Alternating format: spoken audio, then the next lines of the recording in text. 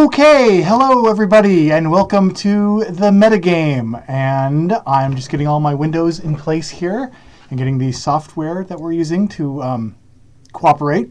So as I get everything set, if you want to just give me a shout out to make sure that you guys can hear me and that we're streaming okay. Once I get that shout out, we will start. So I hope everyone's had a good week so far this week.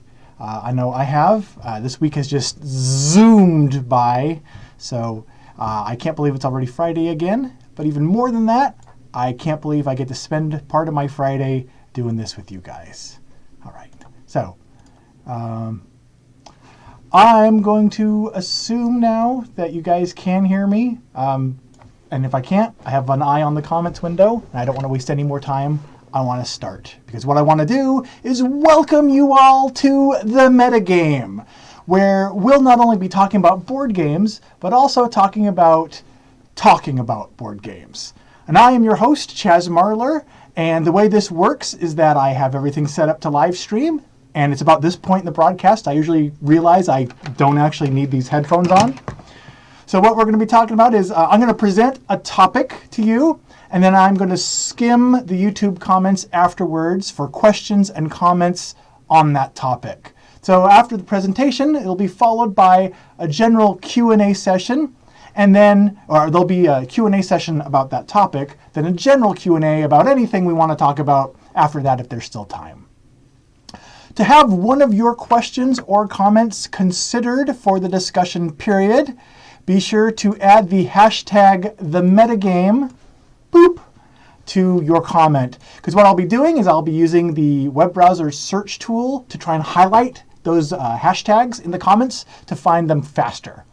Not all submitted comments will be able to be featured on the show, but I do try and go back and reread through all the comments after the show to try and make notes for next time or just see if there's anything I can answer in the comments. But for now, let's dive into today's topic, gamer cred, or credibility. Is there a reliable gauge for how important someone's opinion on games is? And if so, should there be? Here's what got me thinking about this topic. As you probably already know, I'm able to be here with you today on the Dice Towers YouTube channel because several of the stretch goals from their Kickstarter for this year successfully funded. So thank all you guys for that. You guys made that possible. Well, another stretch goal for the Kickstarter this year that was successfully funded unlocked the production of an upcoming series of videos that will be counting down my top 100 board games of all time. Now, I've already started work on compiling my list, but it's already turning out to be a little bit more of a challenge than I first thought it would be. I mean, not only because my town is suffering through a massive index card shortage, so I can't make the little pile of cards to sift and sort, but also because I keep second guessing myself about some of the games that I'm considering even putting onto my list, wondering if those games are gamery enough. Now, we addressed the flip side of this in the first episode of the metagame when we discussed how good a game has to be in order to still be considered a game. The game in that example was Tenzi, which I admittedly have a pretty low opinion of due to its virtual lack of decision making and lack of player interaction. But those flaws in and of themselves don't disqualify Tenzi from being a game.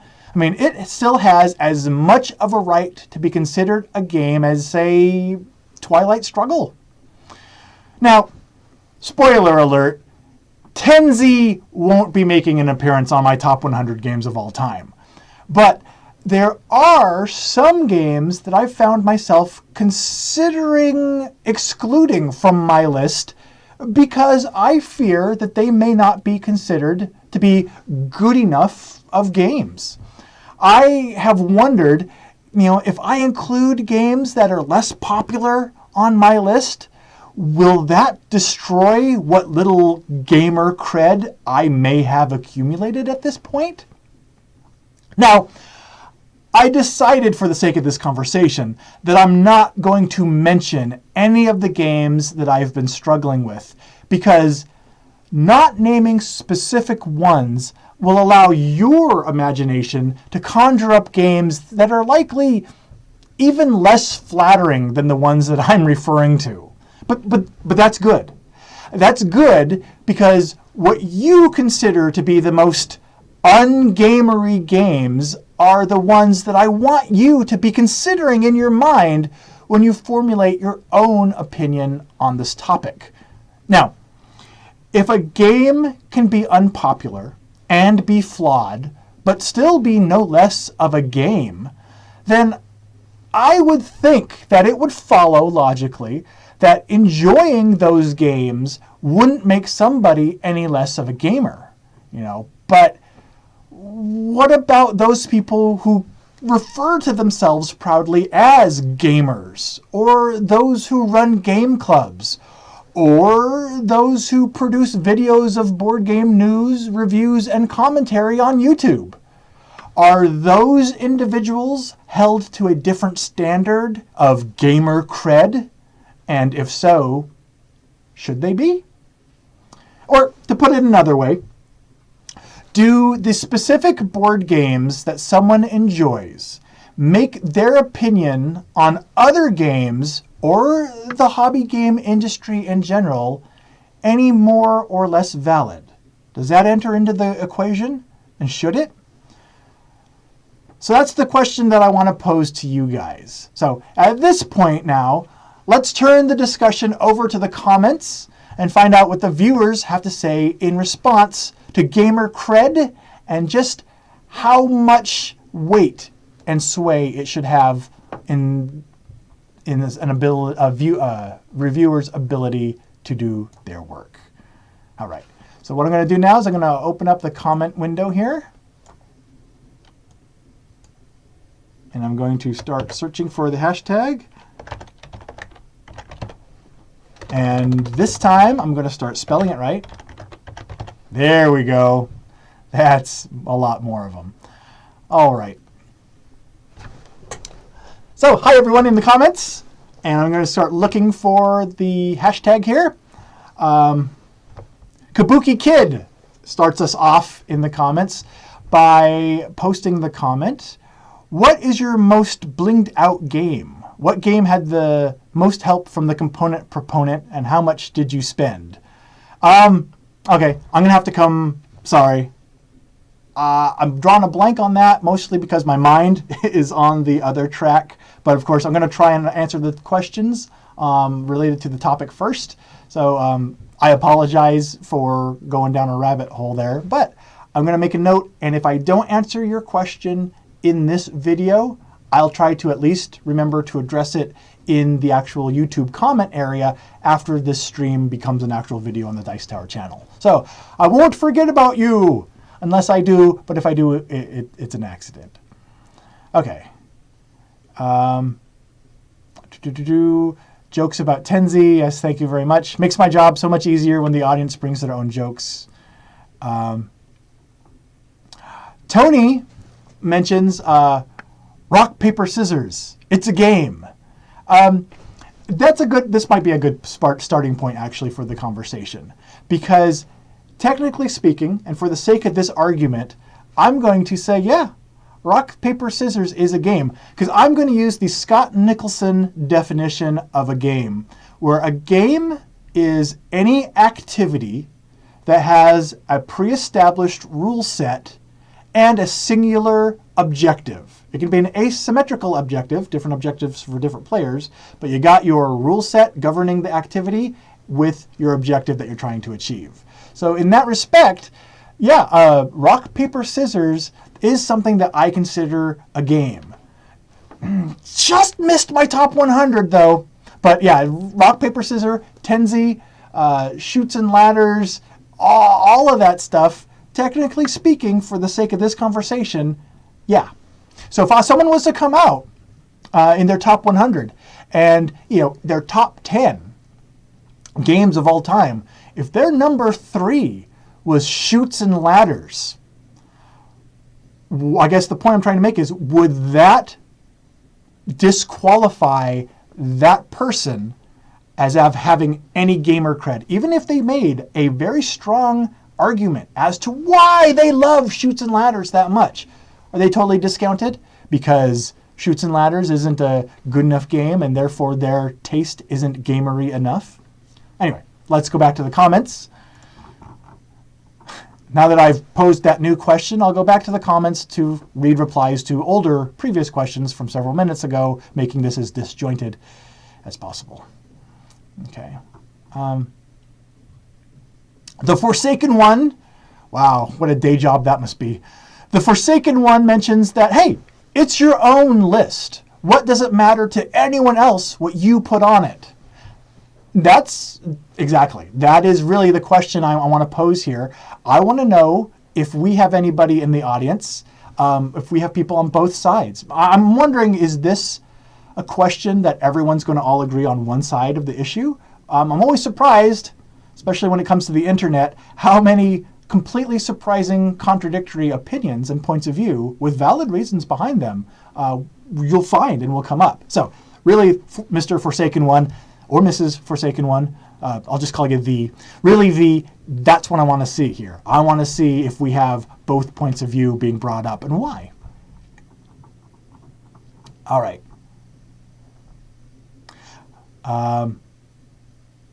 Then did follow up that, hey, yeah, for example, it's Chaz Marler's top 100 games of all time, not the top 100 games of all time Chaz Marler thinks you won't hate him for. Well, why can't it be both? Okay. I'm going to refresh my comments here. There we go. Okay. And I apologize. As always, the YouTube comments do bounce around. So if I miss anything, I'm going to claim it's not my fault.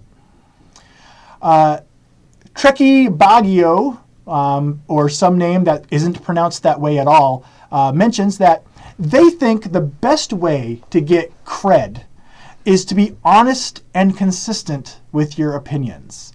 And that's what I'm hoping is the general consensus here. That's what I'm hoping the universe decides is the golden rule about this. I hope that if a reviewer or a pundit or a self-proclaimed board gaming podcasting personality comes out and just speaks from the gut with their honest opinions, explaining why, and always keeping the focus on backing themselves up as with why. I'm hoping that is what it takes to establish cred. And I'm hoping it doesn't depend on liking something that's good enough, or not liking something that's good enough because it's not cool to like what's good enough. Or hopefully that came across a lot less confusing as it sounded to me. Tony, though, chimes in, mentioning that it's actually the gamer's cred that makes your top lists appeal to the viewer, or does the viewer find someone that likes similar games to them in the search of new games that they would enjoy? Okay, I think some of the punctuation and grammar fell out of that, or I just butchered it. I apologize, Tony. But yes, let me go back through that real quick. Is it actually the gamer's cred that makes your top lists appeal to the viewer? Or does the viewer find someone that likes similar games to them in search of new games that they would enjoy? There we go. That was comprehensible that time. Thank you. Thank me for reading it in a comprehensible way. That's a good question. I know that myself, and probably I would imagine others, we go onto YouTube and we watch board game review videos because that's what we enjoy. I mean, that's really what I do for entertainment a lot of times. I'll go in and watch YouTube videos, and since I have a big interest in board games, I often end up watching board game-centered media. And so when you do that, you start to find those people who the games they like and the way they present them resonate with you. And in a way, it can become kind of a feedback loop where you can actually start to get blinders and decide, I like this guy, I like what he likes. and it can shut you off to other opinions. But then sometimes you can use that person as a jumping off point. Oh, they liked game X. They also like game Y. I'm going to give that another look. I'm going to go find out about that one. And it can be a jumping off place, for more games. Another thing too is that liking one particular reviewer, podcaster, or whatever, they'll have their own circle of influence. And hopefully not just the games, but the people themselves, you'll have the same effect. I never really gave that podcast a second thought, or I never really gave that other guy, I never really gave him any credibility or thought he was worth listening to. But since this guy I do like, not only the games he likes, but I'm going to go search out the other podcasts and stuff that he likes. And I think that it's almost like the Google search engine, how they use one trusted website. If that trusted website links to another website, it adds validity to that other website. It's one of the ways they do their search algorithm. Similarly, if you find one podcaster that you like, if they like someone else, along with games, but another podcaster, hopefully that helps lend credibility and keeps your circle of influence growing instead of going into an area where you have just blinders on. Now, I've kind of taken your comment, and I've kind of gone way off on a tangent. So I'm going to come back to the comments now and continue on.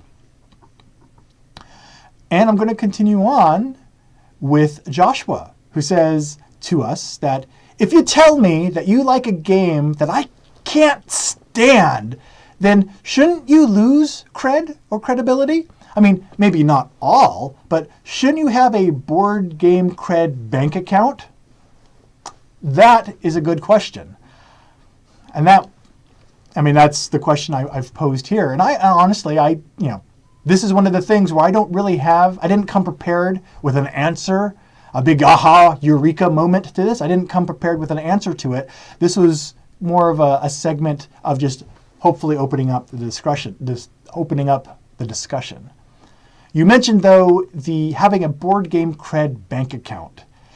And that is something that's actually a concept that I think is a real thing, whether we want to or not, and not just with board game reviewer credibility, but with every relationship that we form.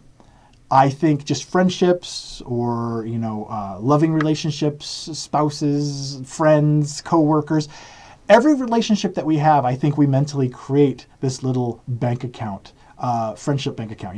We might like someone and we enjoy our experiences with them, and we'll add a few more coins to this little bank account.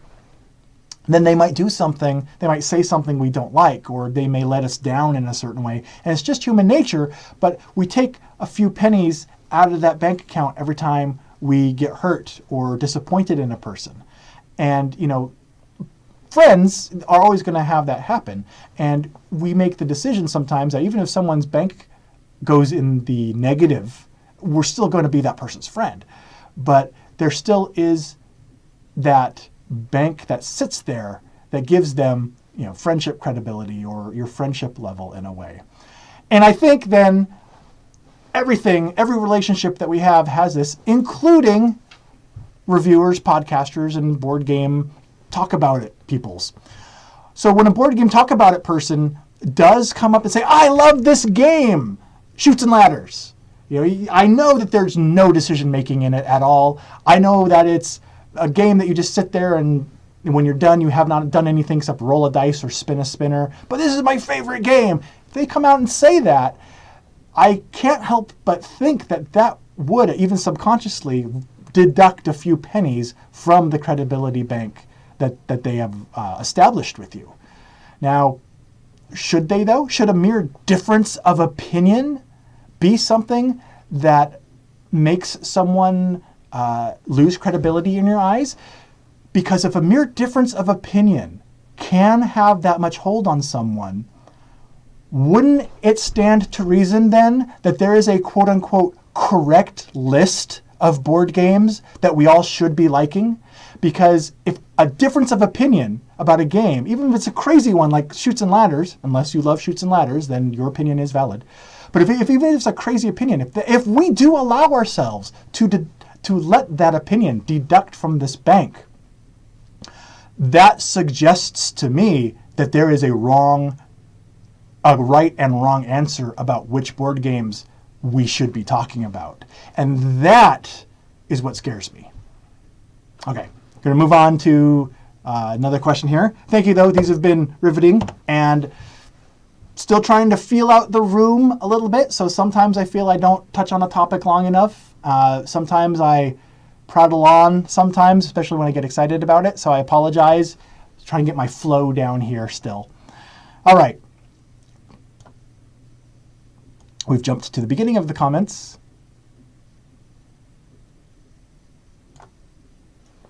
Okay. Oh, Ryan offers a quote from Sheryl Crow. If it makes you happy, then it can't be that bad.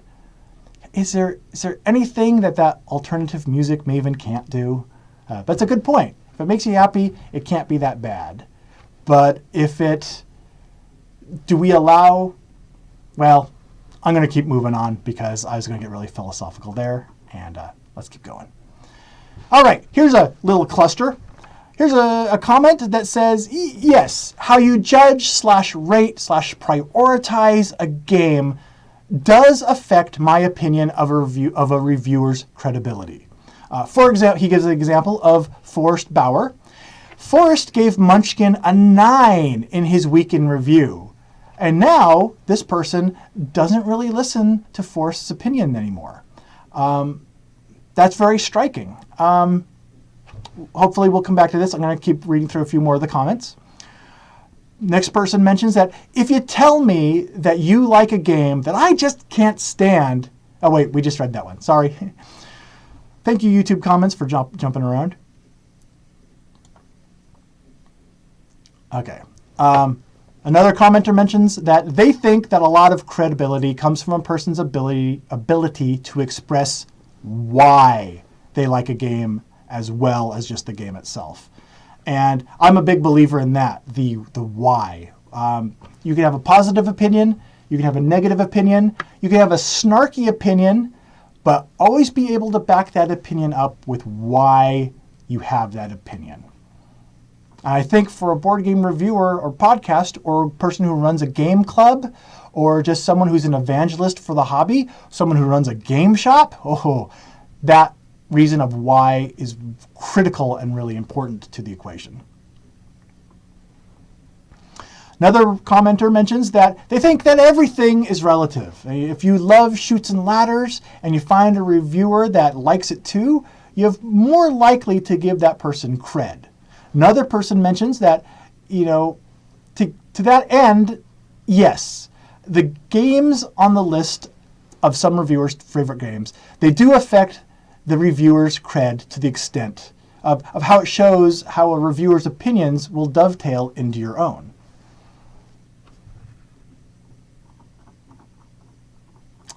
Some people agreeing with each other.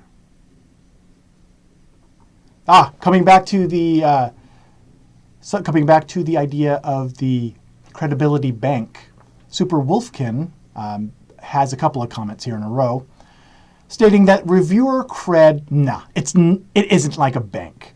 His major example is Sentinels of the Multiverse. There's many negative reviews of that game, yet the good ones still show him the game demonstrated really well. Half the reason that he bought Sentinels was because of things that he saw in reviews that just slammed the game. They hated the things that they were talking about, but the commenter ended up loving them. Another comment right here below it from another viewer says that board games are as subjective as any other form of entertainment. There's going to be aspects that you can critique, like components and mechanics, etc., but it's going to come down to the level of enjoyment that you get out of a game. Right? More comments about not caring if you like game X, but explain why you like game X. Refresh the comments here. I think I need some background music to play while I'm looking for comments. That would probably be a good thing. Okay, We jumped again. All right.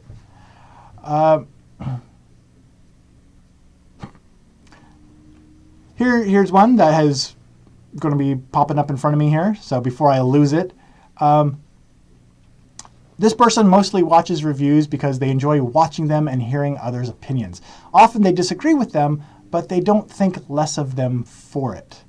I would hope, that's one of the opinions, one of the statements that I wish that we could have an instant poll of all the people watching could just vote, yes, I agree with that, no, I disagree with that. And we could instantly take the temperature, a reading of how much everyone else agrees with a statement like that. That would be a really cool tool to have, but we don't. So I guess I'll move on. Okay. Benjamin comes in, apologizes for being late, but they mention that for gamer cred, they think it reflects a person's game type interest and guidance that they can offer to another player. Does that mean that certain reviewers should specialize in certain types of games? And therefore pigeonhole themselves in and get typecast as I'm a Eurogame reviewer, I'm a party game reviewer.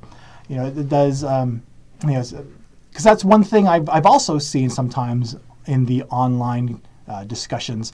A lot of people trying to polarize reviewers and say, you are this type of game reviewer and you review this type of games and you specialize in this type of games, which I don't buy that at all. You can enjoy a type of games, but to pigeonhole yourself and say, that's the only type I review, I just think that's as ridiculous as going to your weekly game club or something and only being allowed to play Small World or other area control games because that's what you do, and you're never going to be able to try and play Wits and Wagers or anything else because it's not your type of game.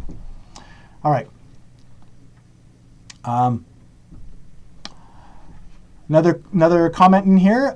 Board game apps are a great way to test out a game before investing in the full deal. That's a very good point. And I think what I'm going to do here is I'm going to back up a little bit, and I'm going to now, at this point, open this up to the general Q&A. I think I've beat this idea into the ground quite a bit. Hopefully, there's more questions and discussion that will continue on to the typical regular YouTube comments after this video goes live. But for now, let's just go full bore into all the comments that we can see here. So we might have some general Q&A. We might have some on-topic ones at this point. All right, and coming back to where the comments jumped to, Jesse actually has a question for another previous comment. They would ask, do they feel Forbidden Island and Pandemic are quote-unquote bad games or simply games that don't fit their style?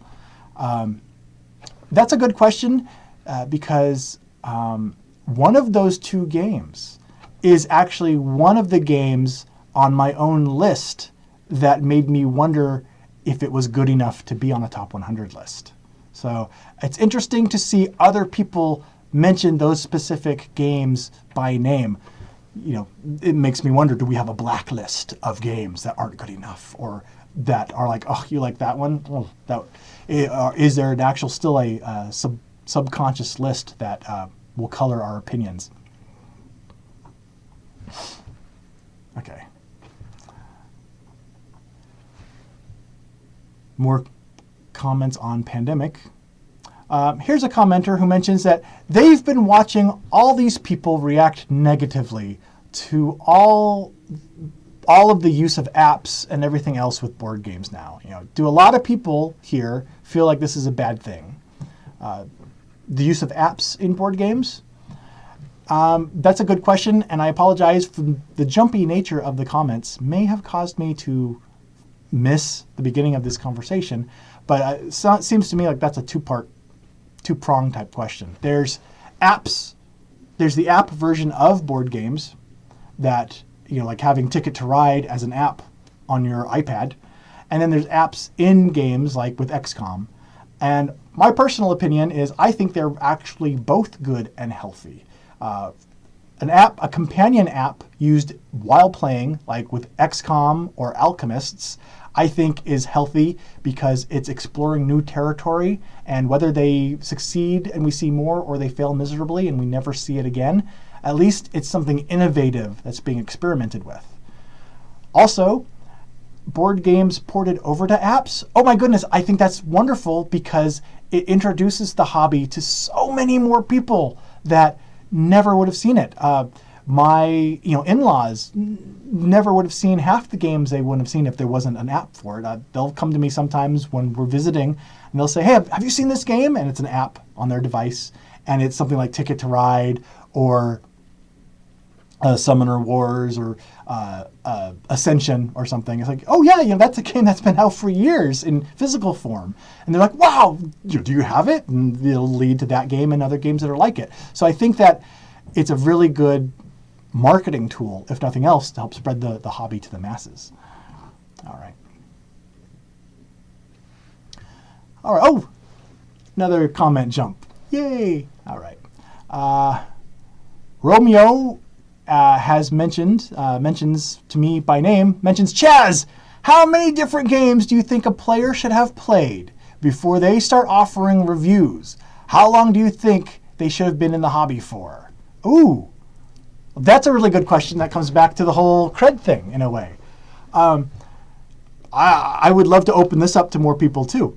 How many different games do you think a player should have played before they start offering reviews?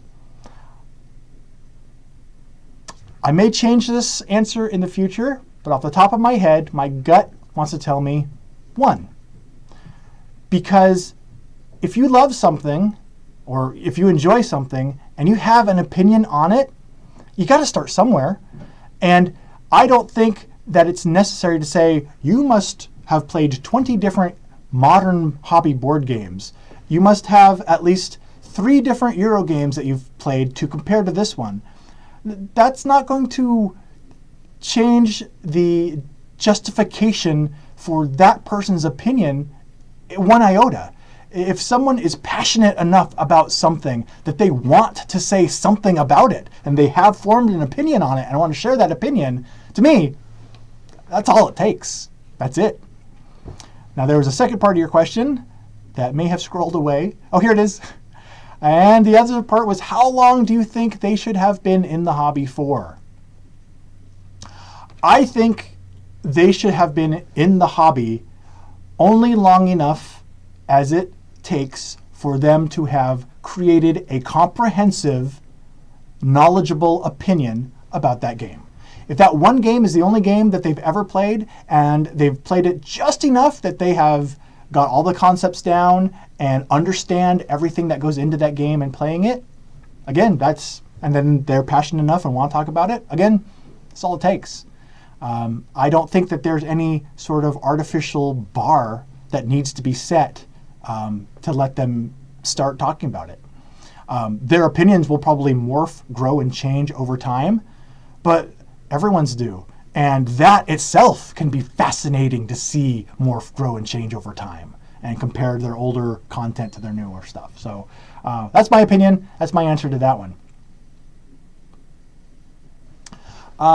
Here's a mention that games are a little tough too, because it seems like some games are almost entirely dependent on how good the group that you're playing with is. That's a really good point too. There are some games that I've gone in to play at game clubs or conventions and stuff that I've never played the game before, and it's a game that's been super hyped. And it's like, all right, I can't wait to play this game because this is a game that gamers like. I can't wait.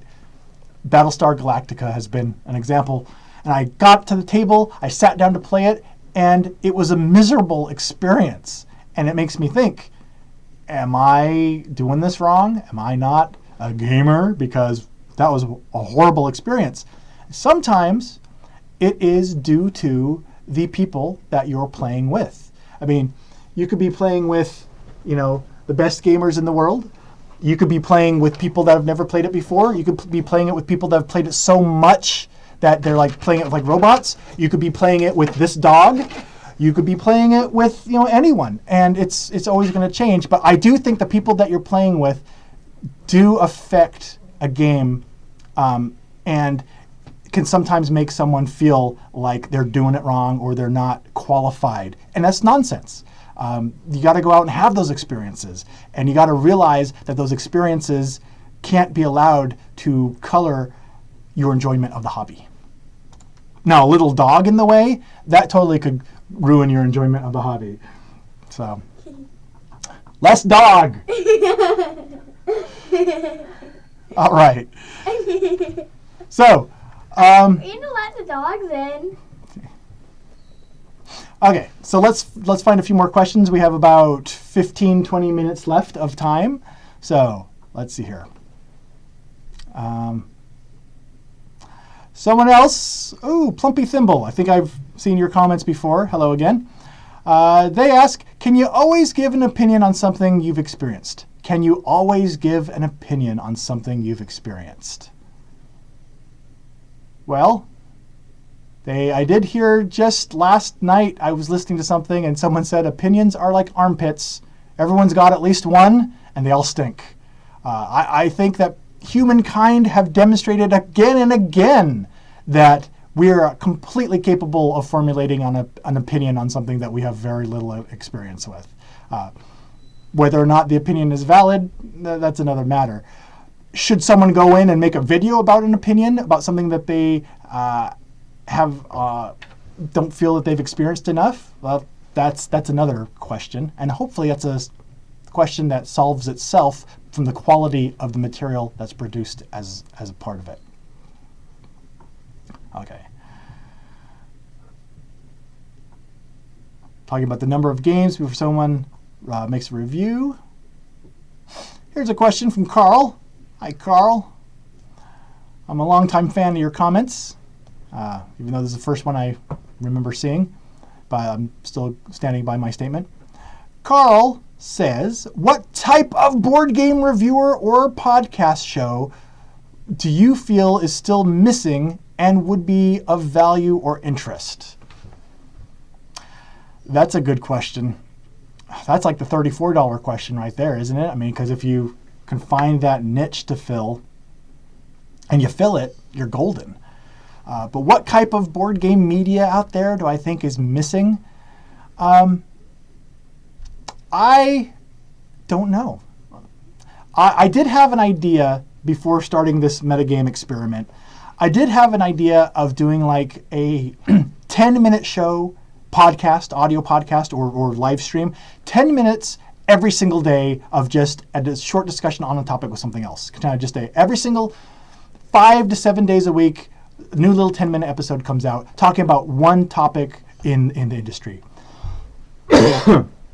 That's something that might actually already exist, but I'm not aware of it. So that was one kind of niche I thought might be something to fill in. Also, making podcasts while something goes down your throat. That's something that people have never done before. Now I'm making it a thing. All right. All right.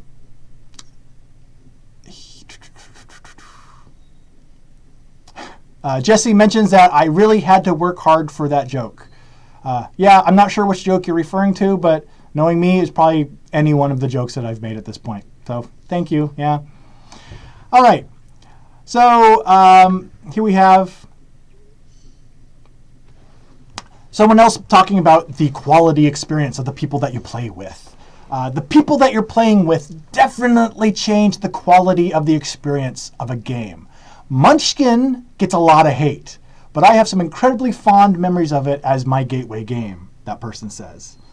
Yeah, and actually I have a really similar experience with Munchkin, and it's true. And that's why I hate to go back to it again, but even Tenzi, when I was working on the video for Tenzi, I was going through the Amazon.com comments about it, the ratings, reviews, and comments.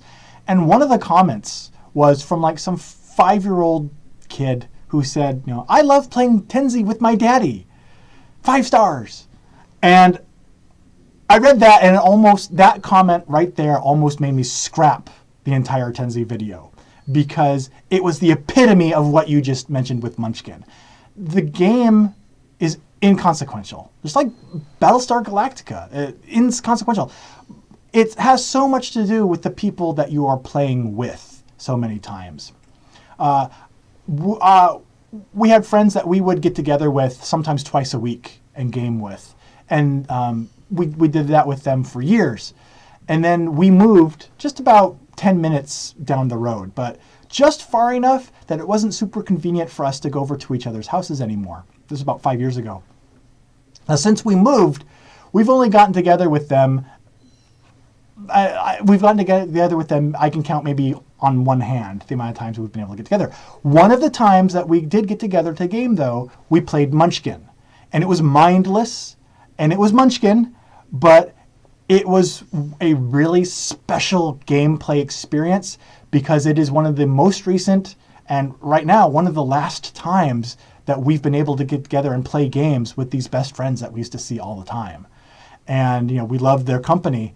And it doesn't matter if we were playing Munchkin or if we were playing, Defenders of the Realm or Exodus, Archipelago, random game I'm reading off my shelf because I'm drawing a blank. It doesn't matter what we're playing.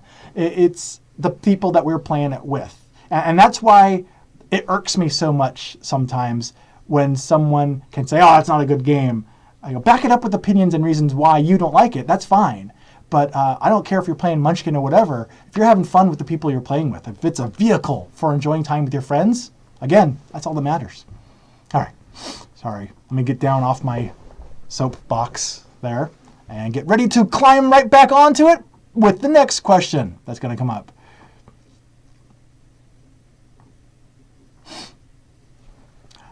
Someone asks, do I have a favorite game mechanic? Well, my games barely ever break down, or the other possible definition of game mechanic, some sort of gameplay mechanism thing that you do. I think I've mentioned before, I'm a big fan of exploding dice, where you'll roll dice and they'll have one face. It doesn't matter if it's a 6-sided dice, 8, 10, 12, 20, doesn't matter. The dice will have one face that if that face comes up, it does something, but allows you to pick that dice up and roll it again and add that result to whatever you did. So you can have these huge, you can have 2 dice to roll, but you can end up doing like 10 things. I really think that is a neat mechanic because it can allow a player to leap ahead or catch up, but it's not an artificial, you're in last place, I'm going to give you an artificial incentive to catch up. It's something where you can kind of work in a strategy to use it to your advantage sometimes. And sometimes you just get lucky. But exploding dice, that's a mechanic that I really enjoy. And Earl, he's a board game mechanic, always gives me good rates. I highly recommend Earl as well. Alrighty, I'm going to take about 3 to 5 more questions or comments here, and then I think I'm going to wrap up. I'm going to move my comments over here so I can read it. This commenter comments with the question. They say, they are asking if it's good to have a guilty pleasure of a poor game that you love. Like theirs is Betrayal. It's Betrayal at House on the Hill. It's flawed and broken and fun. What's your guilty pleasure? That's actually, guilty pleasure is actually the term that this kind of started with, this whole train of thought a little bit. In answer to that question, I would also actually claim Betrayal at House on the Hill.